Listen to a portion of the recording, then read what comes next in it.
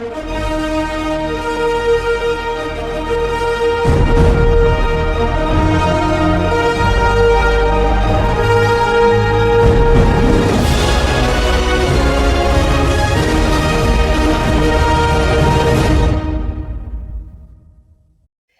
everyone. Welcome to Jamaica 411. Thank you so much for joining me today. I am your host, Michelle Stern. Let me say a special welcome to my subscribers. Always lovely to have you. And if you're new to the channel, welcome. I sincerely hope that you'll find this video and the others that I have uploaded most interesting. I invite you to listen to them as well. Let me say a special big up and thank you to all of you who have been sharing the videos. That is very important.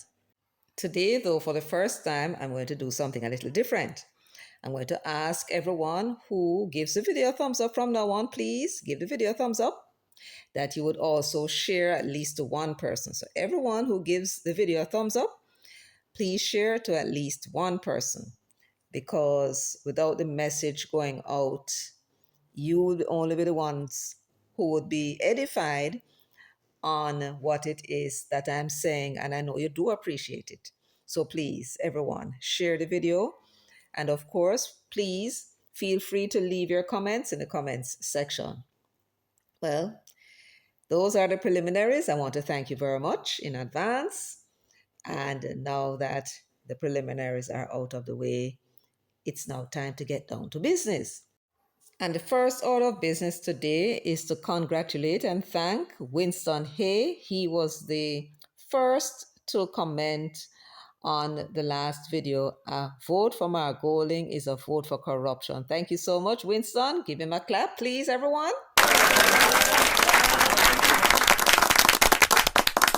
So that was my subscriber, Winston Hay.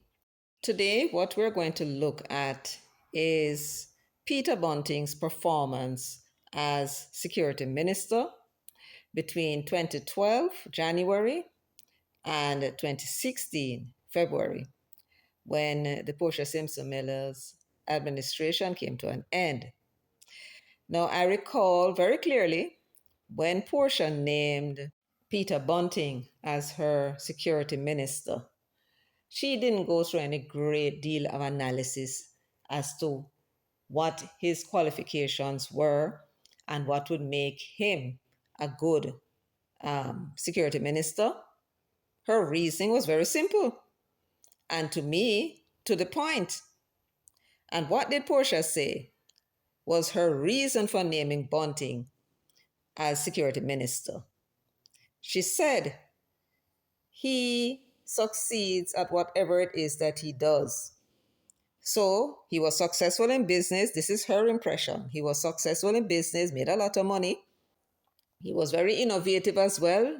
But has been saying that about him throughout his career up to then. And so she felt he would be able to bring that innovation to security ministry. And she was right. She was right.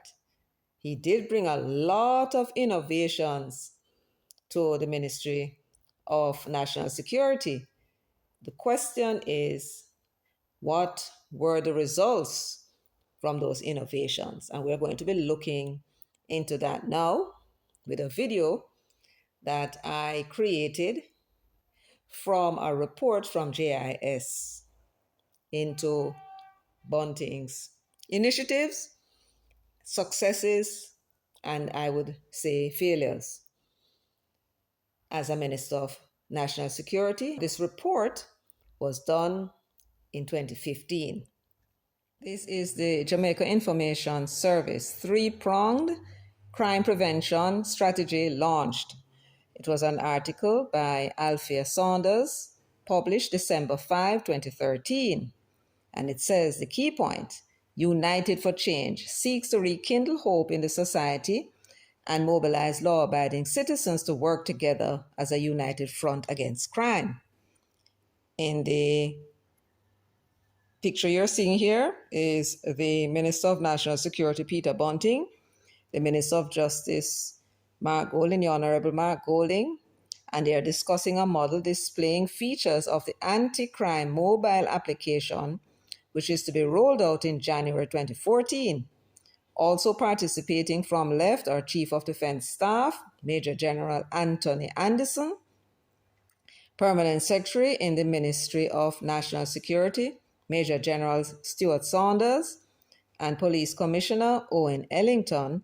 The occasion was the launch of a national collaborative crime prevention initiative called United for Change at the Police Officers Club on Hope Road in Kingston on December 5.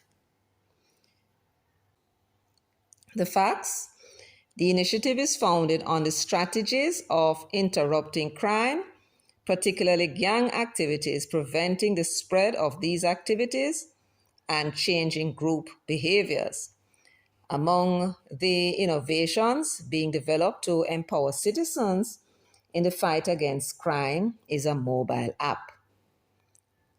Full story: leaders and experts in crime fighting and prevention, along with a host of other stakeholders, including members of the diplomatic corps, came together on Thursday, December 5, to launch the National Security Ministry's three-pronged crime prevention strategy, United for Change. United for Change seeks to rekindle hope in the society and mobilize law-abiding citizens to work together as a united front against crime. Addressing a full room at the Police Officers Club on Hope Road in Kingston, National Security Minister Honorable Peter Bunting pinpointed trends in crime and violence over the years and outlined the major steps that the government has taken to cauterize the problem. The initiative, Mr. Bunting said, is founded on the strategies of interrupting crime, particularly gang activities, preventing the spread of these activities, and changing group behaviors. Among the innovations being developed to empower citizens in the fight against crime is a mobile application which will offer Jamaicans the opportunity to engage several modes of alerting the police, reporting crime, or to seek assistance. The application will be launched by the end of January 2014, the minister informed.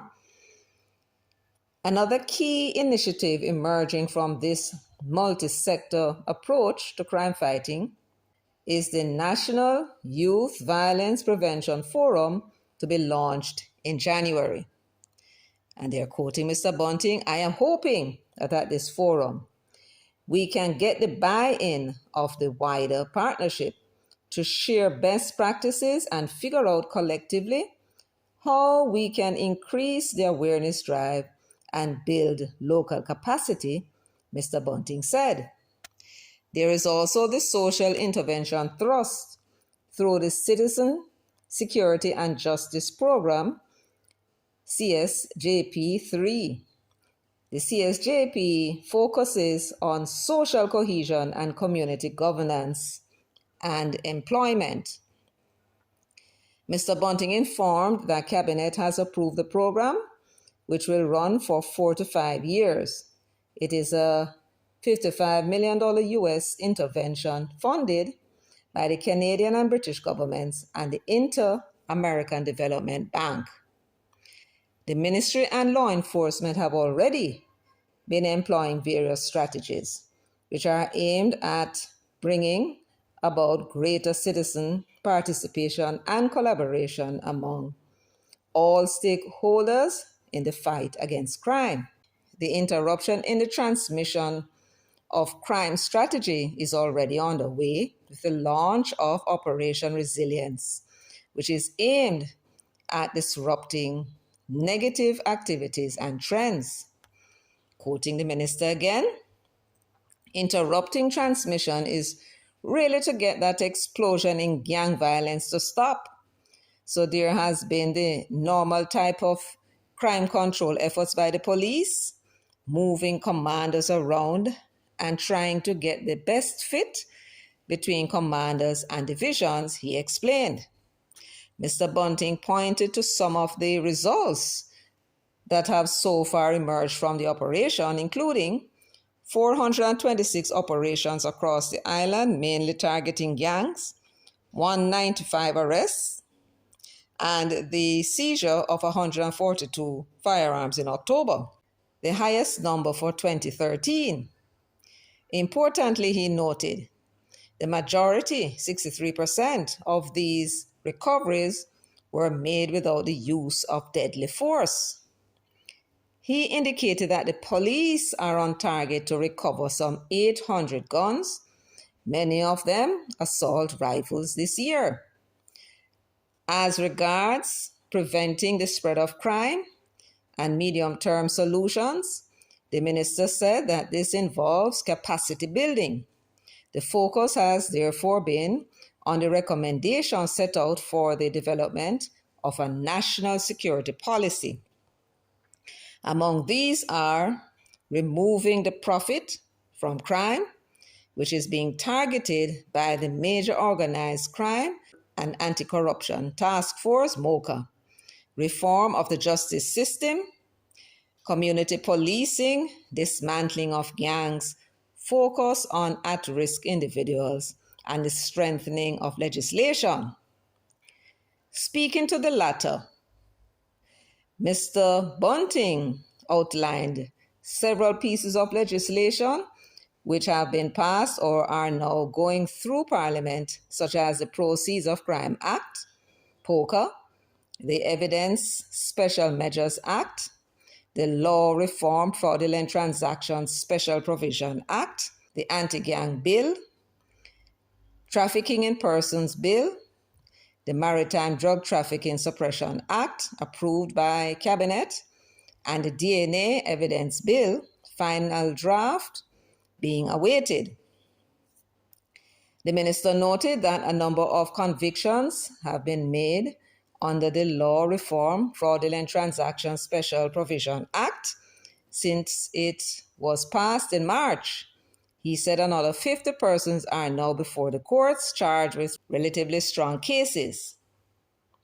Meanwhile, deliberations on the anti-gang legislation should be completed by the Joint Select Committee of Parliament by next week, the minister said.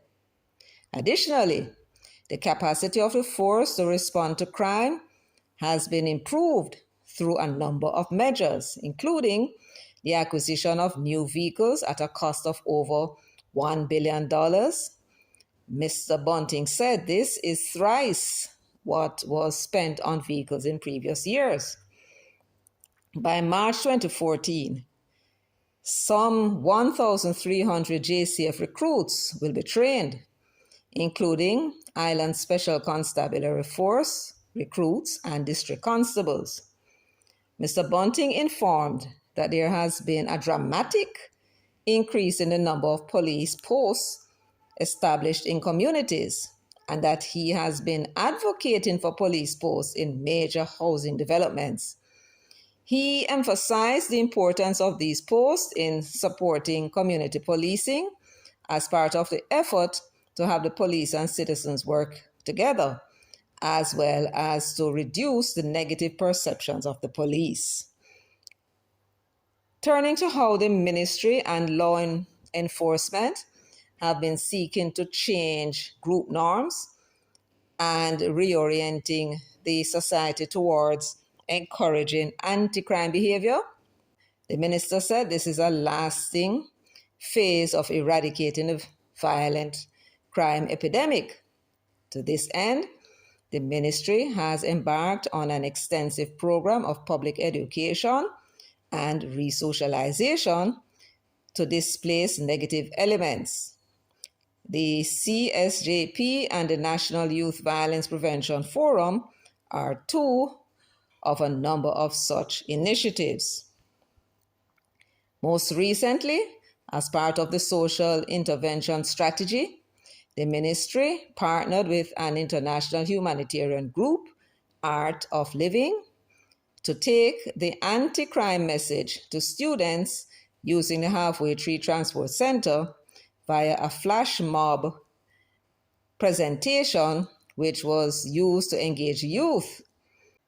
And they're quoting now, "If you drop out of school you are 6 times more likely to become a gang member. And if you become a gang member, you are 10 times more likely to end up in prison or dead. And we don't want that for you. We want discipline and order, Minister Bunting told the students. The Unite for Change campaign features television, radio, and print commercials with the messages encouraging ordinary Jamaicans and interest groups to join forces with the authorities to fight crime.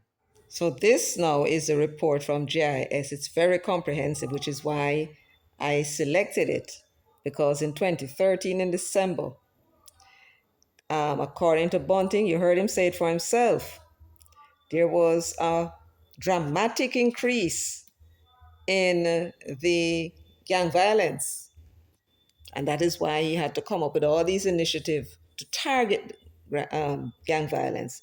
That is what this three-pronged approach to crime prevention strategy.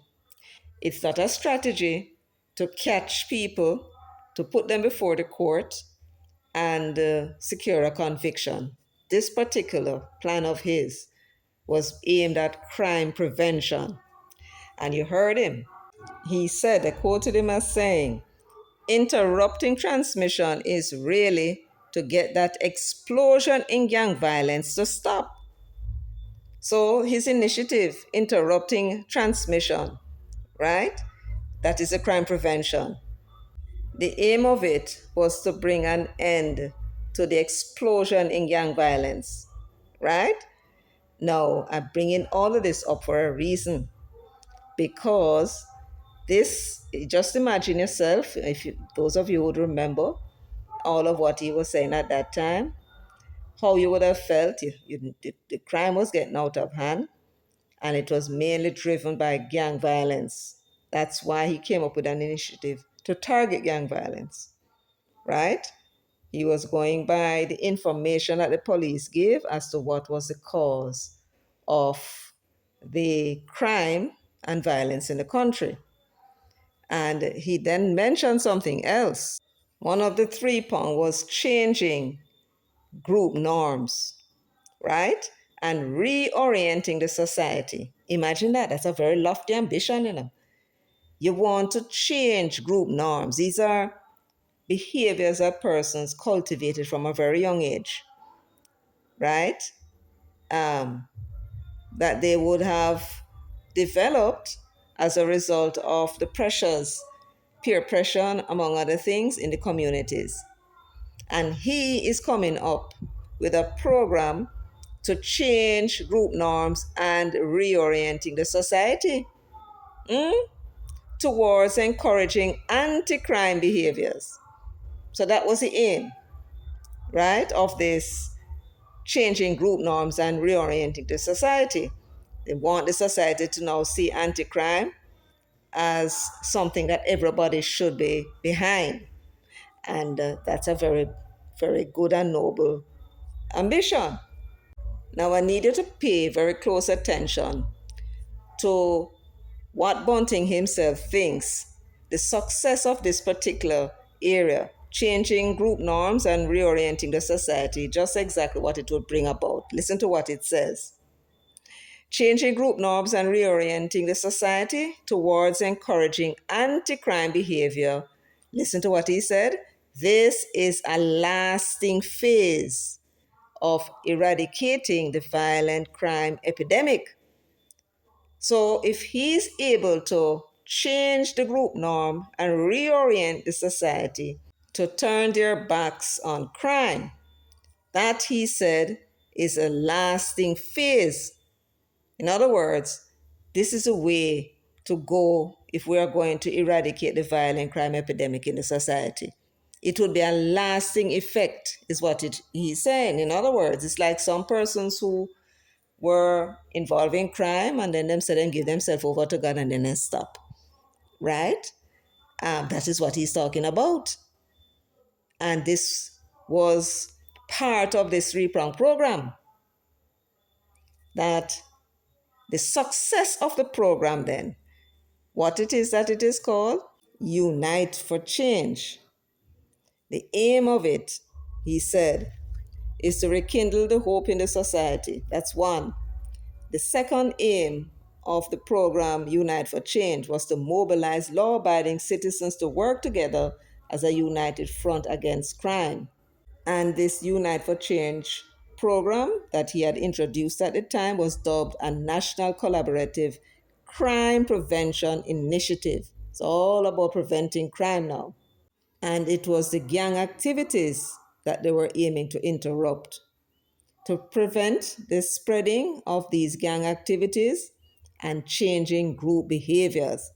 And that, he said, once you can change the way how people behave, that will have a lasting effect on eradicating violent crime in our society. Right? Good. Now, that was what he said in 2013. Let us now take a quick look at some of these programs that he introduced. They had a variety of description. You will hear some being described as initiatives, innovations, strategies, and what else? Measures, solutions, and programs. These are what were used to describe the variety of programs that he introduced. Now, one of the innovations that he introduced that was supposed to cauterize the crime problem, as he called it, was the plan to introduce a mobile app by the end of January of 2014. That app would give, according to them, it would empower the citizens in the fight against crime. It would enable them to alert the police, report crime, or seek assistance. Now remember, that program was supposed to have come on stream, the mobile app, January 2014, the end of January. I do not recall what app that could be. Can any of you recall what the app was? Because it's doubtful that it was not introduced. I'm sure it was introduced. But it seems to me that if you're going to introduce an app like this, that is going to affect every citizen. Crime and violence affect all of us. The possibility of it, the threat of it. I would have thought that you'd have made it so like YouTube and some other programs are on the phones in Jamaica, that app would also be one of the featured app on the phone where you can get help if you need it and you need security. But that is not the case. And I don't recall ever hearing about this app being introduced. If you have, please tell me the name of it and where you might find it. So that is that.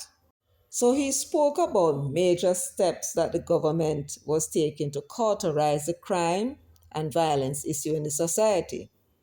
And for that, he spoke about the multi-sectoral approach.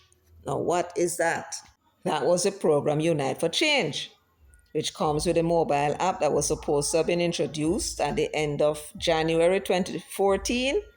Then he referred to something he called key initiative launch of the National Youth Violence Prevention Forum, which was supposed to have been held in January 2014.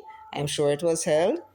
Then he talked about the social intervention thrust, and then he called that the Citizen Security and Justice Program, which is focused on social cohesion, community governance, and employment. Well, I know what employment is that he's talking about, and the social cohesion to some extent, what exactly he meant by community governance. Now, that now is something to ponder on. This social intervention thrust was funded by US $55 million US from the Canadian and UK government as well as Inter-American Development Bank. That's where the funding came from. And that was supposed to be a program that lasts between 4 to 5 years. So by 2018, 2019, the program would have completed. This is a social intervention thrust. And remember what this is all about? Crime prevention strategies, right? This is part of the crime prevention strategies. So the assumption is that in the areas where people are lacking in certain amenities and poor and so on, the inner city areas and urban poor, they're of the impression that the reason why they commit crime is because of them poorness, right? So they think then what they need to do is to come up with a social intervention program and fund some initiative or another in these communities and then lift up the people by that means, as well as through employment, finding employment for them. Now, so the third aspect now of this crime prevention is the interruption in the transmission of crime strategy. That is what it named now. The interruption in the transmission of crime strategy. In other words, they're trying to prevent the crime from spreading, particularly the crime that's being generated by those gangs.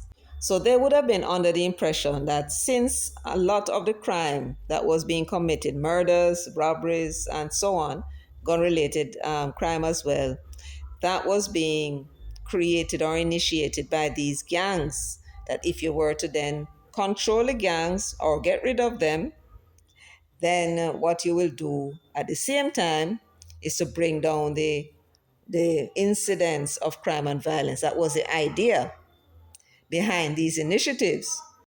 And what Bunting told the people at the police officers club, all the stakeholders, was that they had come up with a strategy to prevent the spread of crime by these gangs, and that it was already underway. It was already launched. What was the name of that strategy? Operation Resilience. All of these named initiatives, strategies, they all have a name. I want you to notice that. And this one was called Operation Resilience. And he's saying that the aim is to disrupt negative activities and trends. I want you to pay very close attention to that word trends, right? So Operation Resilience was established and launched in order to disrupt negative activities. So negative activities is what we would call antisocial behavior, the crime and the violence out there, and trends. Now, why do I stop at trends and bring it to your attention? Because what they would have done, and it was not a secret, is that they would look at where on the map of Jamaica the crimes are most prevalent. Where are the crimes taking place? They were therefore participating in what you hear Bunting call these days targeted policing. So, if there's a flare up of violence in South St. Andrew, they would look on the map to see where it's taking place and then send the police inside there.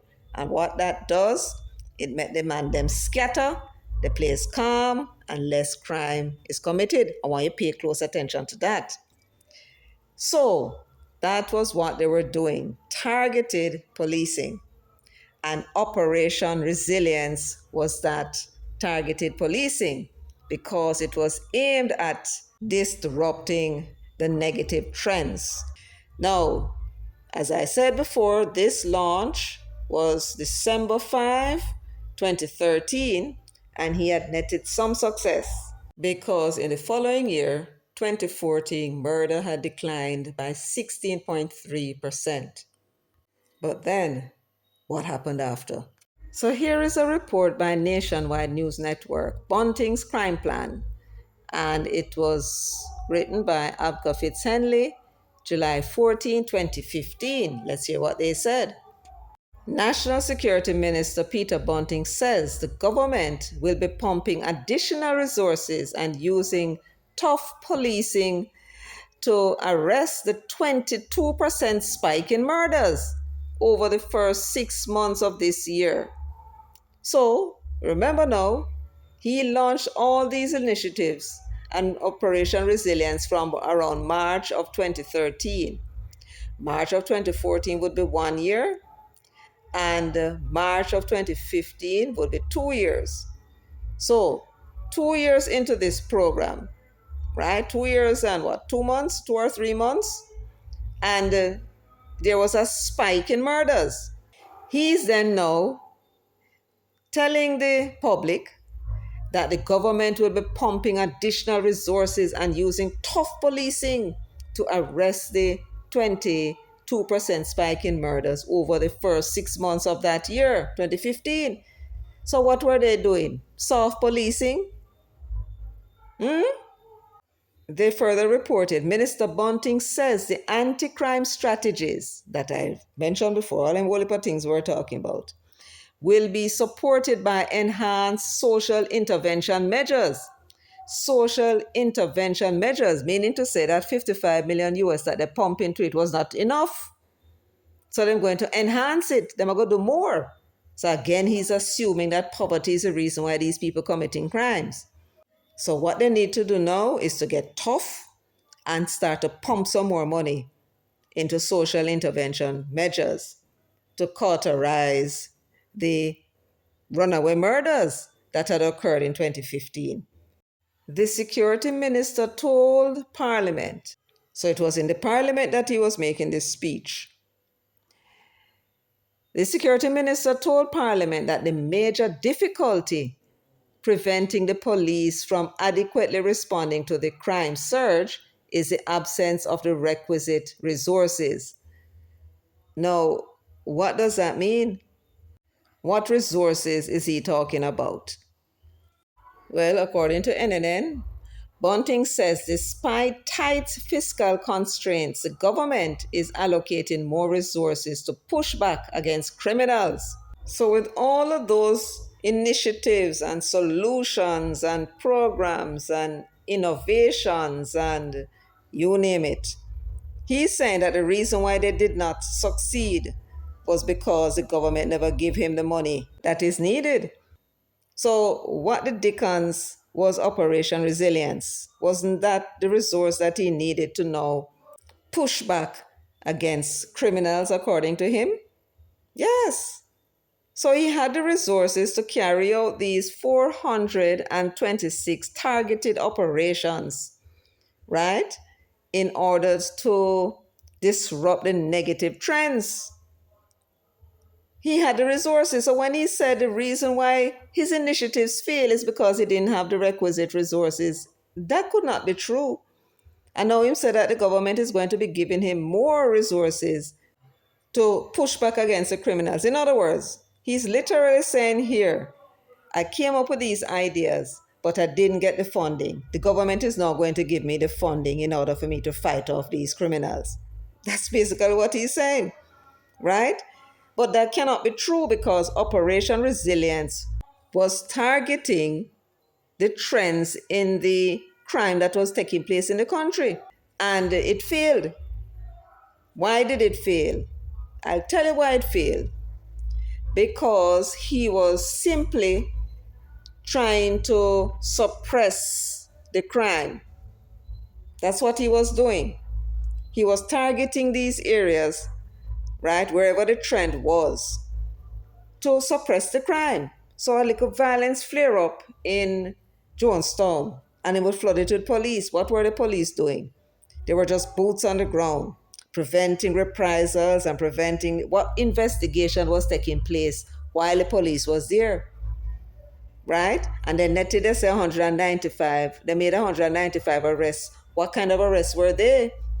Were these people with ganja spliff? Cuss bad and tell police? We don't know from what he said whether these were people who were killing people or robbing people or raping people. We don't know.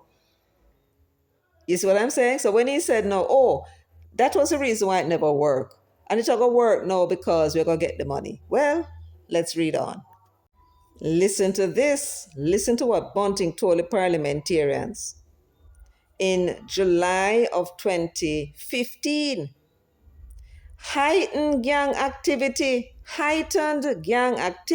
has been blamed for the 22% spike in murders. Let me read it for you again, my people.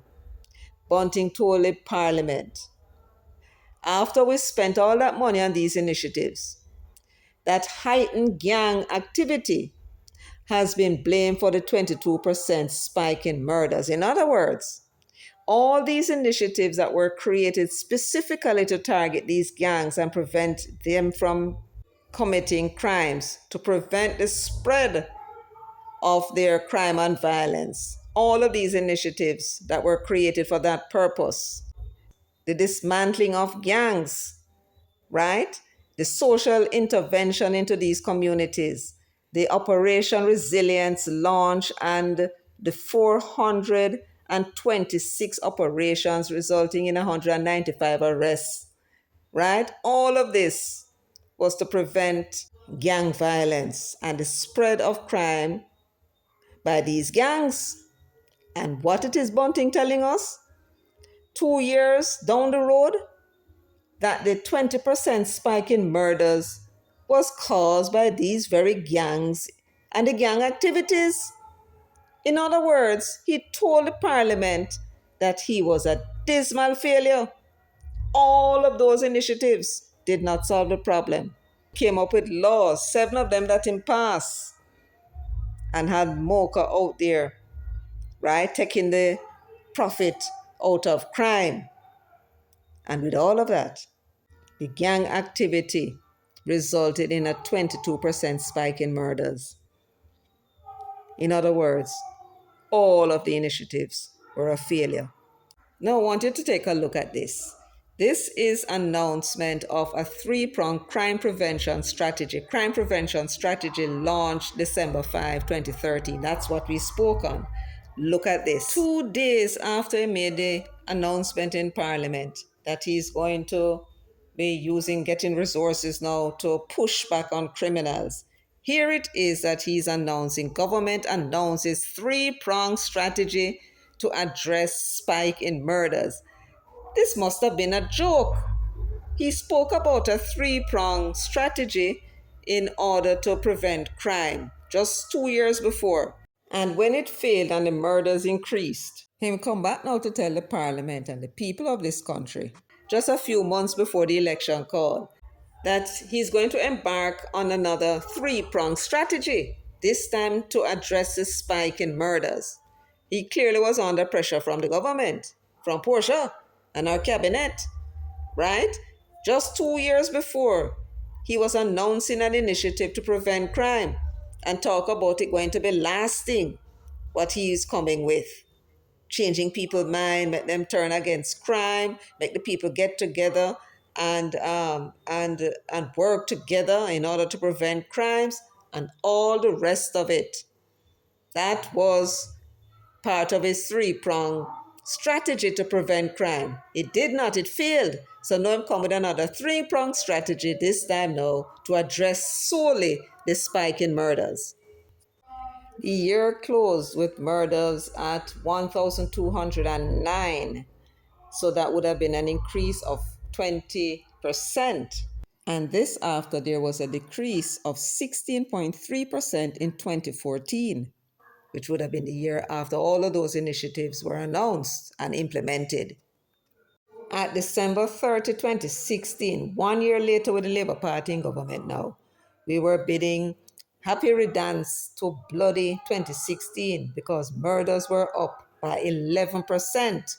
Remember, this is after Bunting put in all those initiatives. All his creative ability was put into innovations and initiatives with the intention of reducing the crime and violence in the society, especially by gangs. Here is it that after the first year in 2014, where the murder rate reduced by 16.3%, it started to gallop again. By 2015, it increased by 20%. Then by 2016, 11%. What happened in 2017?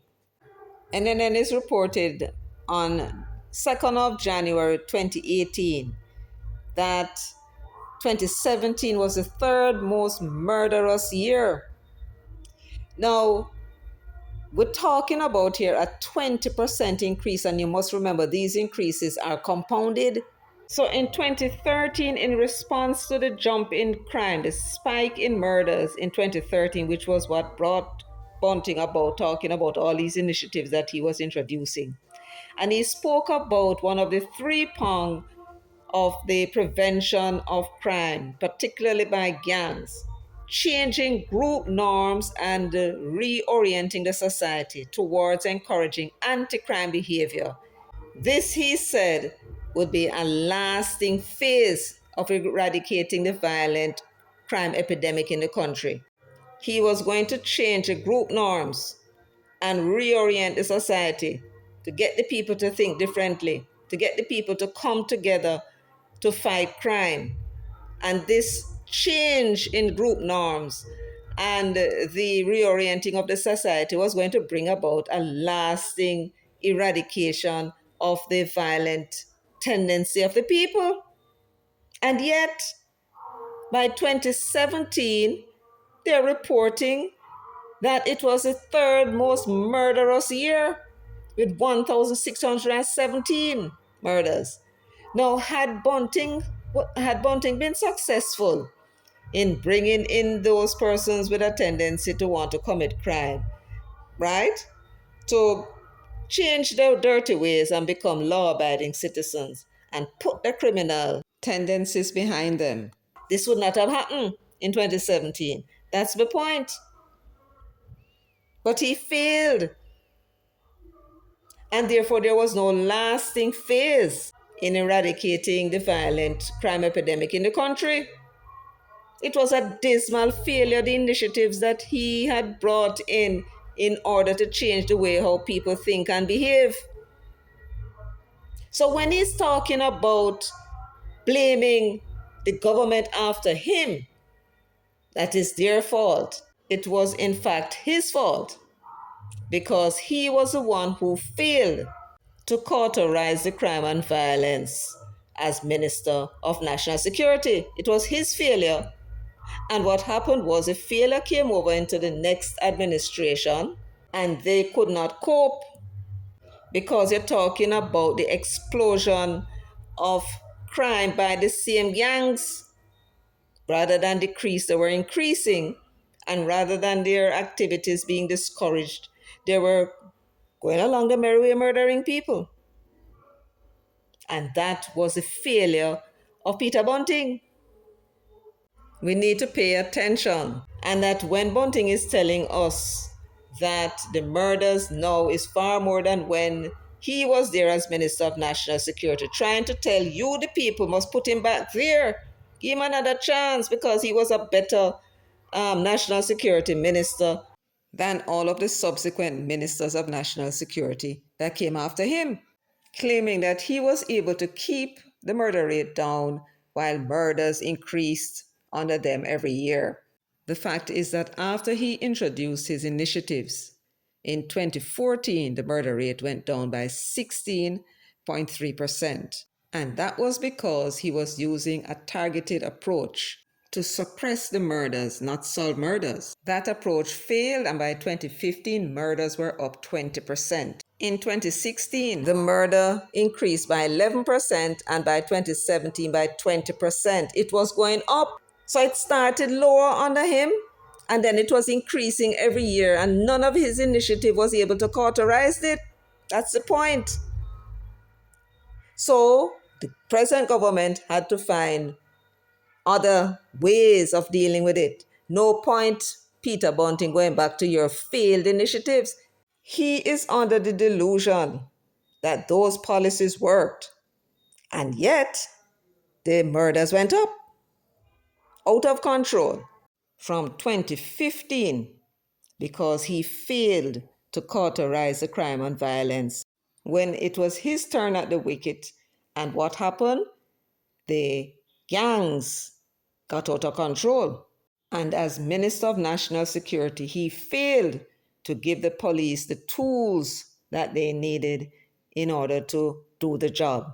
And that's because he was focused on the impossible. He was trying to change the way how people behave without understanding something about behavior, that it has to do with philosophy. You have to change in philosophy first because it's a deep-rooted problem. So running ads on television and radio and in print you call public education. You think you can change somebody's attitude with public education, Massa? Public education, you clearly did not understand the problem. And that is why your initiative failed, because you were trying to change the philosophy of people without knowing how to go about it. It's not simple like that. You don't just get up and say, listen, gunman, put down your gun and start behave yourself, and then put down the gun and start behaving yourself. It not work so. Right? And that was your mistake. So Peter Bunting's claim that somehow he was the better of the two ministers of national security, the evidence does not bear him up. He was not only a failure, but a dismal failure. And Dr. Peter Phillips recognized it, which is the reason why he moved him from national security spokesperson and put him in education and in industry and commerce, not as national security, because he recognized that he was a damn failure. And so you wonder why it is that he insists on holding on to this portfolio. But having done so, what has he done? The people can now compare his performance with the government's performance. And there is a clear daylight, because the government has been able to achieve something that he was never able to achieve except in 1 year. So his removal as shadow spokesman on national security by Dr. Peter Phillips was well justified. He has no brain, no understanding of the portfolio. And rather than try initiatives that are practical, he went for the impossible, thinking that he can change human behavior with commercials on radio, television, and in newspapers. Imagine that. Anyway, folks, that's it for me today. Thank you so much for joining, sharing, liking, subscribing, and leaving your comments in the comments section. Until next time, take very good care of yourselves and walk good.